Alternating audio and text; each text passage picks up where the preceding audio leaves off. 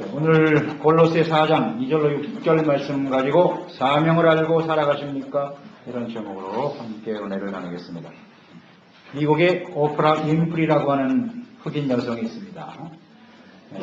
오프라 윈프리 쇼로 많은 사람의 사랑을 받고 있는 미국의 아주 유명한 방송이죠.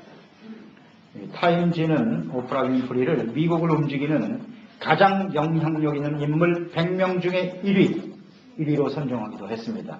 오프라 윈프리는 빈민가의 가난한 흑인 사생아로 출생하였습니다. 14살 때 외삼촌에게 성폭행을 당해서 미혼모가 되기도 했습니다. 마약 복용으로 수감되기도 했고 절망적이고 우울한 청소년 시기를 살았습니다. 그 이혼한 아버지가 예수님을 영접하게 되었어요. 그래서 자신이 잘못을 깨닫고 그 버려진 아이를 찾아옵니다. 찾아와서 눈물로 회개하고 그 딸과 함께 예수님을 영접하게 되었어요. 그때 예수를 믿고 구원받은 이후에 그녀의 삶이 달라지기 시작합니다. 그래서 그가 훌륭하게 자라서 미국에서 최초로 흑인 여성이 9시 뉴스의 앵커를 맡는 그런 일들이 벌어지게 되죠. 그녀는 자신의 모델이 구약 성경의 모세라고 말했습니다. 과거가 미래를 결정짓는 결정적인 요소는 될 수 없다. 자기가 비록 과거에 우울한 인생을 살았지만 정말 절망적인 상황을 살았지만 그것이 나의 미래를 결정하지 않는다. 이런 확신을 갖고 있었어요. 예수님을 믿게 되면서 가난함, 부유함, 꿈, 근심, 걱정, 염려, 환난, 자신에게 다가온 모든 일들이 바로 하나님께서 내게 주신 사명이다. 이런 생각을 가지고 살았다는 것입니다. 그녀가 자서전을 썼는데요. 이것이 사명이다 라는 책을 썼습니다. 그 책에서 오프라 윈프리는 자신의 인생 철학을 4가지로 정리했습니다. 첫째, 남보다 더 가졌다는 것은 축복이 아니라 사명이다. 둘째, 남보다 더 아파하는 것이 있다면 그것은 고통이 아니라 사명이다. 셋째, 남보다 더 설레는 꿈이 있다면 그것은 망상이 아니라 사명이다. 넷째, 남보다 부담되는 어떤 것이 있다면 그것은 짐이나 문제가 아니라 사명이다. 사명을 깨닫고 자신의 사명을 감당하는 것이 곧 그 사람의 인생을 만들어낸다는 것입니다. 우리 그리스도인들이 인생을 살아가는 데 있어서 중요한 2가지 깨달음이 있어야 합니다. 하나는 소명이요, 그 다음 하나는 사명입니다.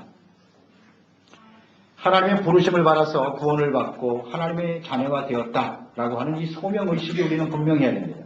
우리가 예수 믿고 구원받는 것은 우리 스스로 만들어낸 일이 아니에요. 하나님께서 우리를 택하여 부르심으로써 우리가 죄사함 받고 구원받고 하나님의 자녀가 된 것입니다. 그러면 하나님께서 우리를 무엇 때문에 부르셨느냐?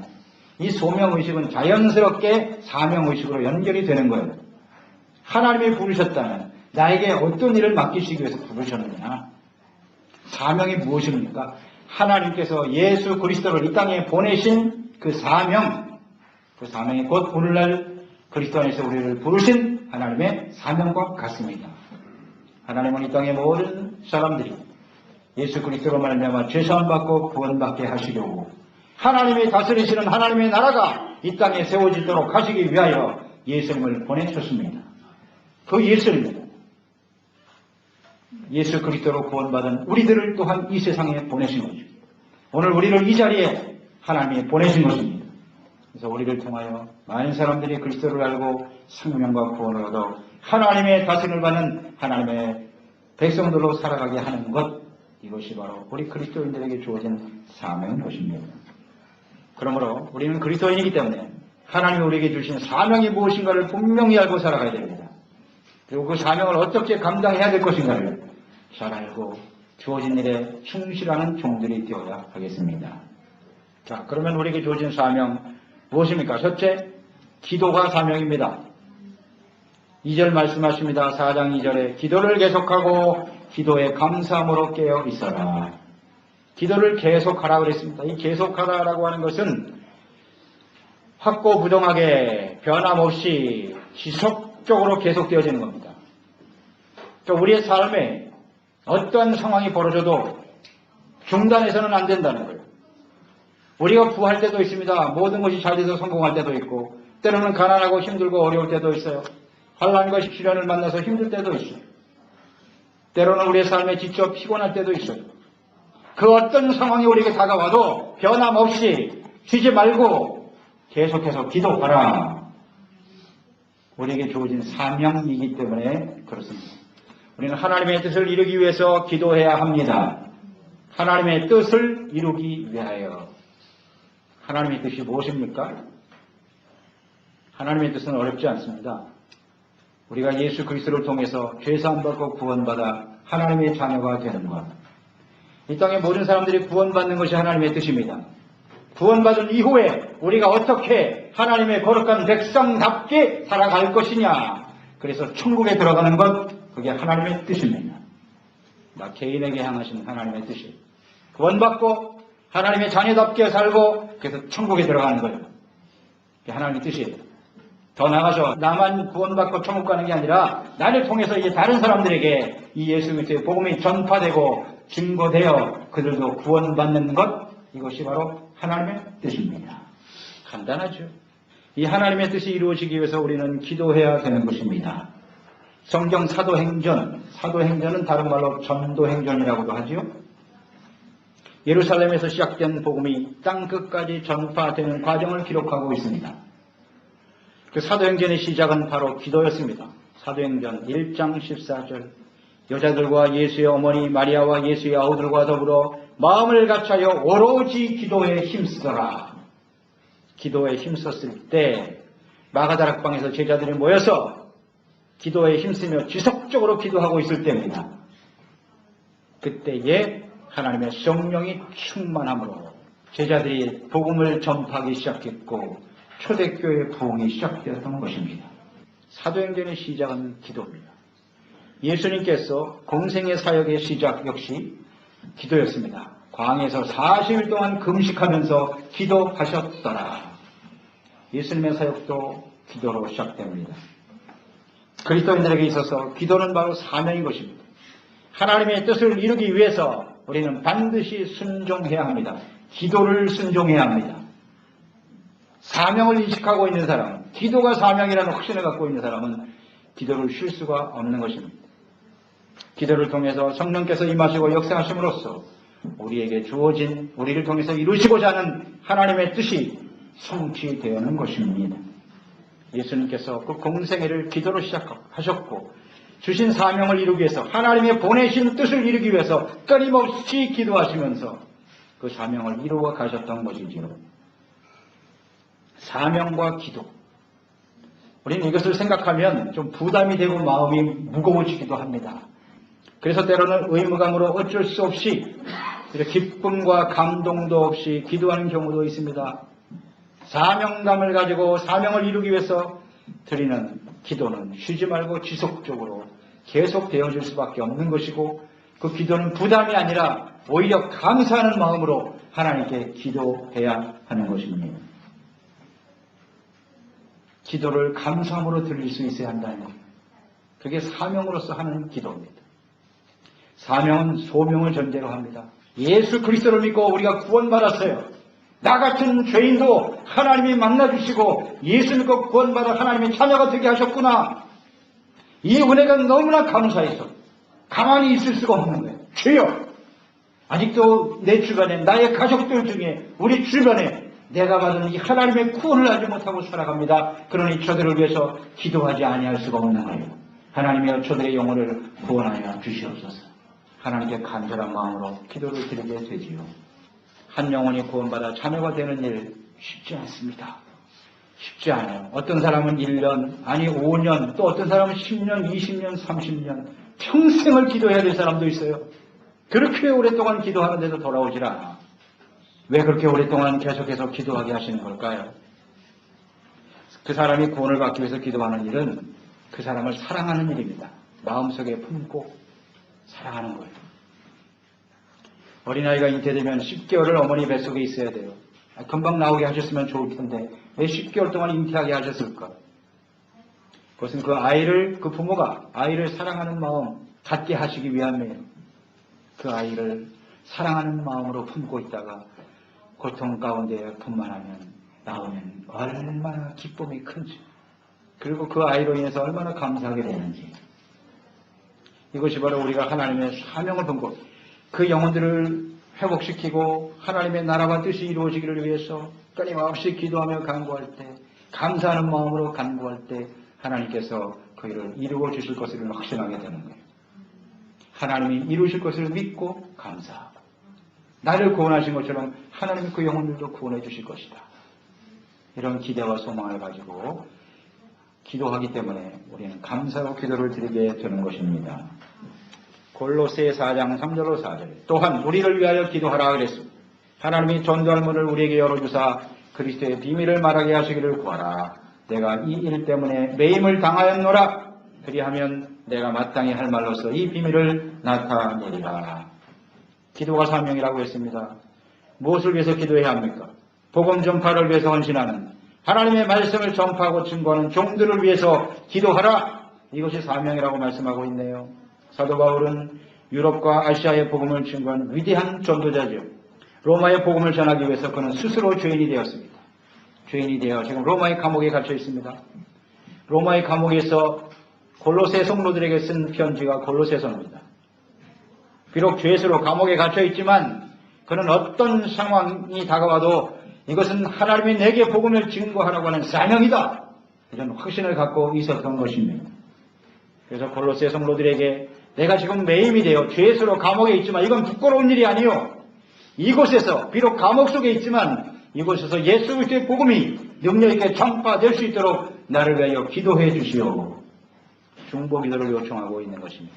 바울이 이처럼 기도를 요청하고 있는 것은 그가 위대한 업적을 남겼죠. 이방인들에게 유럽과 아시아에 수많은 교회를 세우고 죄복음을 전파하는 위대한 역사에 쓰임 말하지만 그 모든 일들이 자신의 능력으로 되는 것이 아니라 그 많은 교회와 성도들이 끊임없이 중보하며 기도함을 통해서 이루어진다는 확신을 갖고 있었습니다. 그 기도의 사명에 충실했던 교회와 성도들을 통해서 하나님이 이루신다는 확신이 있었기 때문에 그는 복음의 문이 열리도록, 비록 감옥에 있지만 이 상황을 통해서도 주님이 주신 사명을 이루어갈 수 있도록 기도해달라고 간청할 수 있었던 것입니다. 그리스도인들에게 주어진 기도의 사명과 하나님의 뜻에 순종하는, 복음을 위해서 헌신하는 그 사명이 하나가 되어질 때 하나님의 나라와 뜻이 이루어진다는 확신을 갖고 있었던 것입니다. 4절에 말하죠. 그리하면 내가 마땅히 할 말로서 이 비밀을 나타내리라. 그리하면 여러분들이 나를 위해서, 이 사역을 위해서 기도해 준다면, 기도의 사명을 다 하신다면 마땅히 할 말로서 비밀, 이 비밀은 예수 그리스도로 말미암아 유대인들뿐만 아니라 모든 이방인들까지도 세상의 모든 사람들이 구원받는다는 거예요. 그게 비밀입니다. 이 복음의 말씀을 담대히 증거하게 될 것입니다. 기도하면 이게 전제예요. 우리가 기도의 사명을 다할 때 어떤 방해와 절망과 환난과 시련이 다가온다 할지라도 그곳에 하나님께서 전도의 문을 열어주실 줄로 믿습니다. 직접 나가서 주님의 복음을 전하는 많은 선교사들이 있습니다. 열악한 환경 속에서 복음을 전하며 헌신하는 종들이 있습니다. 그들을 위해서 우리가 끊임없이 기도하며 간구하는 것이 사명이라는 것을 잊지 마시기 바랍니다. 우리가 기도할 때 그곳에 하나님께서 전도의 문을 여시고 하나님의 놀라운 생명과 구원의 역사를 이루어 주시는 것입니다. 우리가 직접 가는 것만이 선교의 사명을 다하는 게 아니에요. 직접 일선에서 복음을 전하는 사도 바울과 같은 사람이 있는가 하면 그 사명을 소중하게 여기고 내게 주신 이 기도가 사명이라는 것을 확신하고 기도의 사명에 충실한 사람들을 통해서 하나님의 역사는 이루어지게 되는 것입니다. 다시 한번 여러분 생각하세요. 기도가 사명입니다. 이 기도의 사명, 사명을 인식하는 것이 그리스도인이라고 그랬어요. 기도가 나 한 사람 기도한다고 뭐 그런 일이 일어나겠나? 그렇지 않습니다. 그런 생각을 가지고 사명에 충실하지 못하기 때문에 하나님의 역사가 안 일어나는 거예요. 모든 성도들이 내가 드려지는 이 한 시간 단 10분의 기도가 하나님의 복음의 역사를 이루고 주님의 영광을 나타낸다고 하는 분명한 사명의식을 가지고 하나님 앞에 기도에 순종할 때 하나님의 역사는 일어나게 되는 것입니다. 기도는 사명입니다. 문제가 있을 때만 기도하는 게 아니에요. 어떤 일들이 다급한 일이 벌어질 때만 하는 게 기도가 아니에요. 기도는 쉬지 말고 하라잖아요. 계속해서 사명이기 때문에 그런 거예요. 사명이기 때문에 하나님 앞에 감사하는 마음으로 기도하시길 바랍니다. 두 번째, 복음 전파가 우리의 사명입니다. 5절로 6절 말씀 보세요. 외인에게 대해서는 지혜로 행하여 세월을 아끼라. 너희 말을 항상 은혜 가운데서 소금으로 맛을 냄과 같이 하라. 그리하면 각 사람에게 마땅히 대답할 것을 알리라. 그리스도인들은 복음 전파를 위해서 혹은 하나님의 말씀을 선포하고 증거하는 종들을 위해서 기도하는 것이 사명입니다. 더 나아가서 삶의 현장에서 우리의 삶을 통해서 이 예수 그리스도의 복음이 전파되는 것이 사명입니다. 그리스도인들은 교회 안에서 성도들과 주님을 섬기며 살아가지만 더 많은 시간을 외인들과 함께 살아갑니다. 여기서 외인은 예수님 밖에 있는 사람들이에요. 예수님을 모르는 사람들입니다. 불신자들입니다. 그들과 더 많은 시간을 함께 살아가고 있습니다. 그래서 그리스도인들은 불신자들과의 관계 속에서 살아갈 때 단순히 자신에게 상대방이 물질적인 혹은 정신적인 유익이나 도움을 주기 때문에 교제하거나 관계하는 사람이 되어서는 안 돼요. 이해관계, 득실에 의해서 사람들을 대해서는 안 됩니다. 나에게 주어진 그 모든 상황 속에서 하나님을 알지 못하는 저들에게 나를 통해서 그리스도를 알게 하시고 생명을 얻게 하신다, 구원을 얻게 하신다라고 하는 사명을 가지고 대해야 하는 것입니다. 어떻게 하면 나를 통해서 저들에게 그리스도의 복음이 증거될 것인가를 생각해야 합니다. 이런 생각을 가지고 진실되게 행동해야 됩니다. 이것이 우리에게 주어진 사명이에요. 구체적으로 두 가지를 주님께서 말씀하고 계십니다. 외인들에 대한 우리의 태도. 첫째는 지혜롭게 행동하라. 그리고 시간을 선용해야 한다. 이렇게 말씀하고 있네요. 그리스도인들은 불신자들에 대해서 지혜롭게 행동하라고 했어요. 지혜롭다. 이것은 하나님을 경외하는 태도예요. 하나님의 말씀으로 대하라는 겁니다. 하나님이 우리를 대하시는 것처럼, 하나님이 우리를 구원하신 것처럼 세상의 모든 사람들이 또 그리스도를 통해서 구원받는다고 하는 이 분명한 사실을 가지고 주님의 말씀대로 행하는 것을 의미합니다. 자신에게 주어진 일과 또 함께하는 사람들, 이것은 하나님 내게 맡기신 것이다. 우리가 지난 시간 배웠잖아요. 우리가 일을 할 때, 상전으로 혹은 우리가 종으로 살아갈 때 그것이 주님이 내게 주신 것이니까 죽게 하듯 하라 그랬잖아요. 이런 태도, 이것이 바로 지혜로운 행동이에요. 성실한 마음으로 하라. 억지로 하지 말고 기쁜 뜻으로 하라. 이런 것이 바로 지혜입니다. 평소의 지혜로운 행동이 불신자들에게 하나님을 증거하는 계기가 된다는 것을 잊지 말아야 합니다. 그리스도인 한 사람의 행실이 바로 그 공동체나 혹은 가정, 지역사회에 예수님에 대한 이미지를 심어주는 결정적인 영향을 미치게 되는 거예요. 왜 불신자 앞에서 그리스도인들이 지혜롭게 행동해야 할까요? 불신자들은 하나님을 몰라요. 복음을 들어도 이해하지 못합니다. 하나님의 말씀 믿지 않는 사람들한테 아무리 얘기해 줘봐야 모릅니다. 알아듣질 못합니다. 그리스도인들의 행동을 통해서만이 그들은 하나님이 어떤 분이신지 예수님이 어떤 분이신지 간접적으로 알 수 있기 때문에 우리는 지혜롭게 행동해야 하는 것입니다. 그들이 평소에 하나님의 말씀과 복음을 들을 수 있는 기회는 적어요. 들어도 이해는 못하지만 그리스도인들의 일거수일투족을 볼 수 있는 기회는 거의 매일같이 있어요.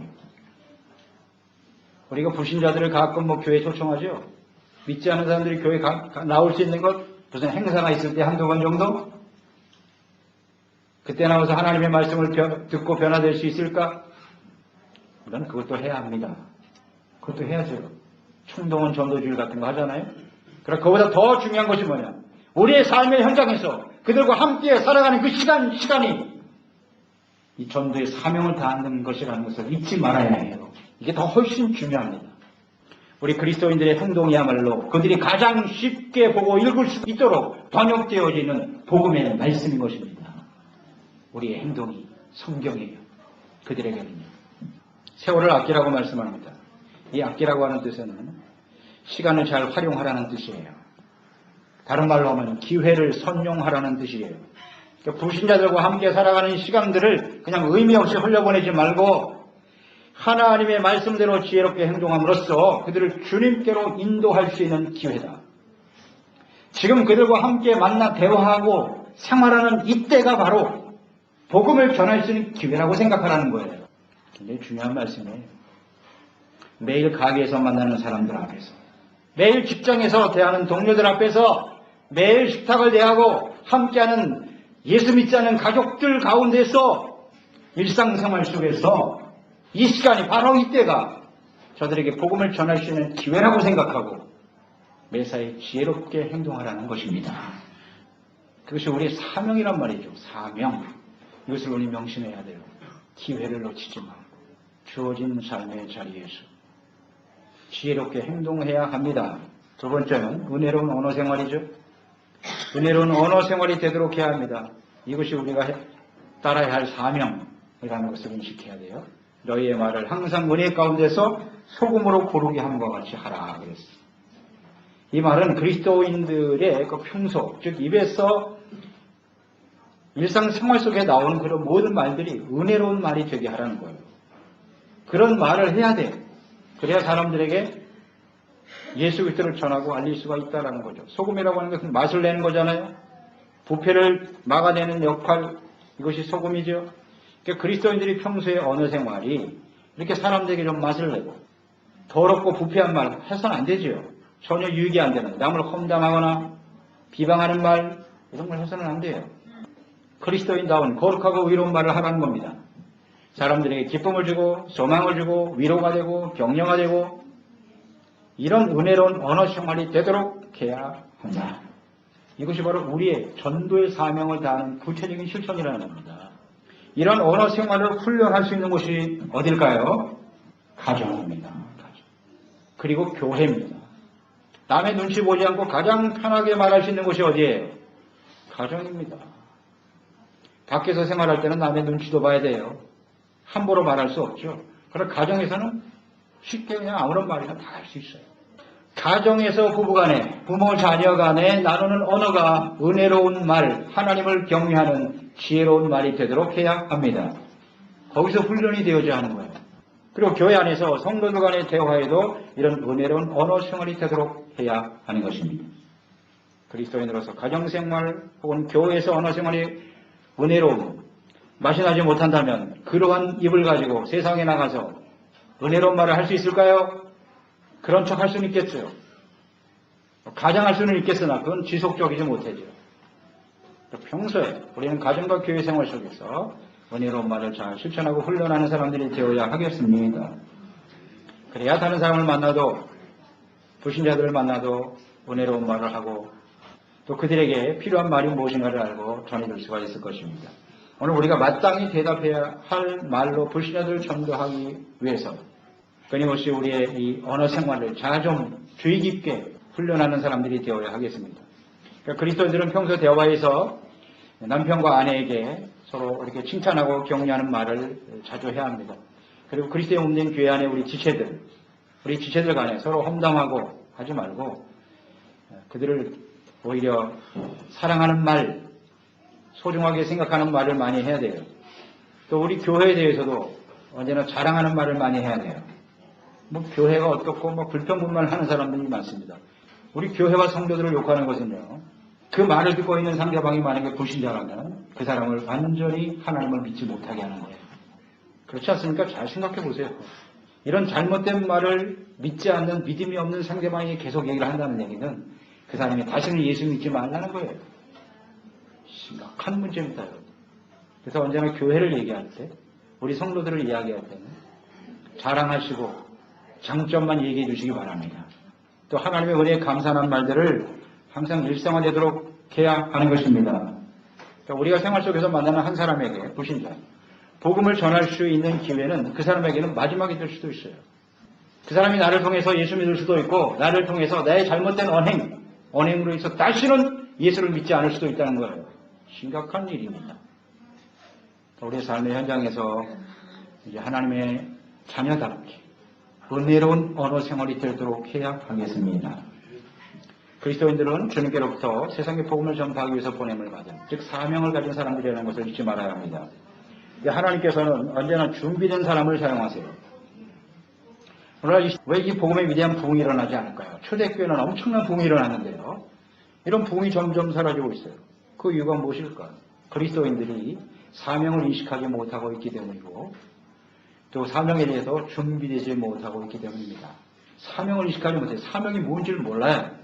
그것을 위해서 내가 구체적으로 뭘 어떻게 해야 하는지를 전혀 인식하지 못하고 살기 때문에 교회와 그리스도인들이 세상으로부터 지탄을 받게 되는 것이고 더 이상 복음이 전파되지 못하고 있다는 것을 우리는 생각해야 합니다. 기도의 사명을 다하지 못하고 있기 때문입니다. 주어진 삶의 터전, 가정과 직장 공동체에서 삶의 복음을 전하는 기회다라는 이 사실을 전혀 인식하지 못하고 그냥 사는 거예요. 그냥 세상 사람들처럼 은혜롭지 못한 언어 생활 함부로 하고 이런 게 원인이에요. 우리는 한 영혼의 구원을 위해서 그들을 마음속에 품고 진실함으로 우리는 기도해야 돼요. 기도의 사명에 충실해야 되고 평소의 언행이 곧 영혼을 구원하는 중요한 기회임을 깨닫고 그게 나의 남편이 되든 아내가 되든 우리 자녀가 되든 그것이 기회라고 생각하고 그들에게 끊임없이 은혜로운 하나님의 말씀을 나누는 저희들이 되어야 하겠습니다. 기도와 전도, 특별한 일에 어떤 기회만 하는 게 아니에요. 우리 삶의 현장에서 하는 거예요. 이 사명을 우리가 인식하고 잘 감당을 한다면 우리를 통해서 하나님의 나라와 뜻이 이 땅에 이루어지게 될 것이고 또 그렇게 사명을 위해서 준비된 사람 하나님께서 귀하게 사용하셔서 그리스도의 몸된 교회의 성장과 유익을 이루고 하나님의 나라가 이루어지게 되니 하나님의 그런 사람들을 통해서 놀라운 은혜와 축복을 더해 주시지 않겠습니까? 그런 하나님의 사명에 쓰임받는 종들이 되시기를 축원합니다.